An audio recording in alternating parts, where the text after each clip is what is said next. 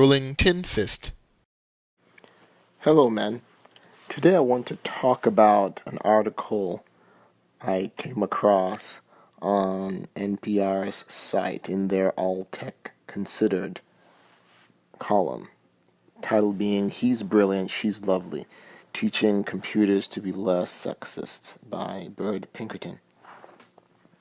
So the title is a bit misleading because it implies that computers are inherently sexist, which of course they're not. And that has to do with, the basis of computing, which are basically ones and zeros. But I'm not going to go that rabbit hole. There are plenty of articles on the internet you can read and search on. The slant of the article, that means the direction it's going in, is essentially how what you program in a computer is essentially what you get out, which is quite true. That's where the term GIGO comes from, GIGO, which stands for garbage in, garbage out. So the idea is that because the people that program computers tend to be male, that tends to be the outcome of a lot of parsing that goes through computers. That's my interpretation of what I've read. But let me just read you a few sections of the article so you can come to your own conclusions.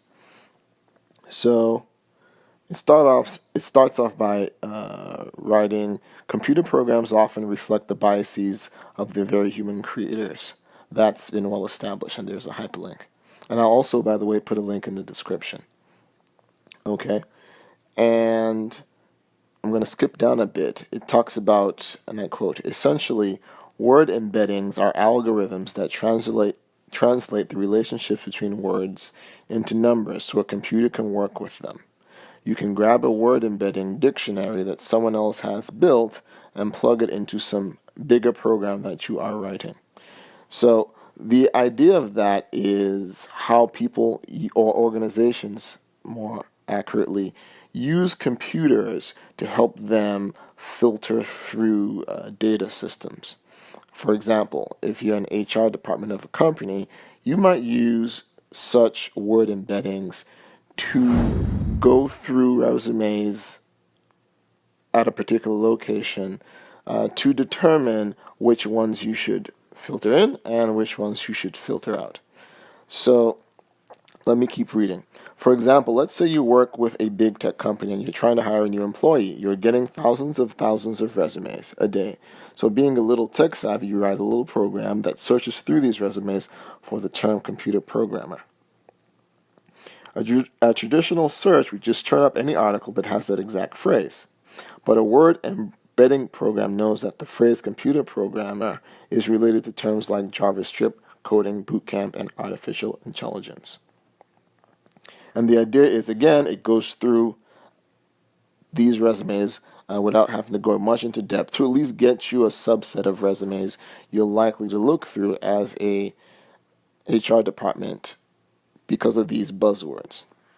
So this is where things turn. Okay, the article goes on to talk about how certain terms are paired up with certain things.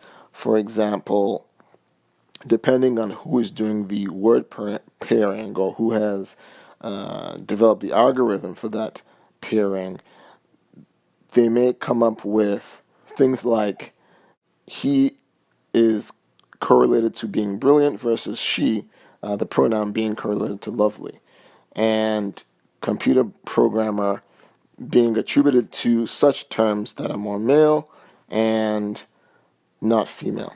So, and it goes on to some little details. It's really talking about these word grouping algorithms rather than the actual idea that a computer can be sexist. So it kind of goes off path. And so why do I bring this up? My concern is that there's the attempt to make the premise that, computers are inherently sexist because they're mostly programmed by males, and so we have to find some way to change that.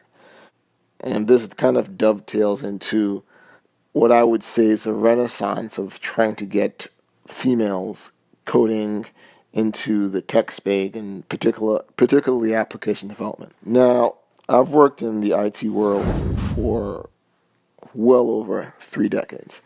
And I can tell you from the time I was in grade school till today, far and large, the vast majority of people in those environments, in those educational spheres, in these working environments are predominantly male. Okay?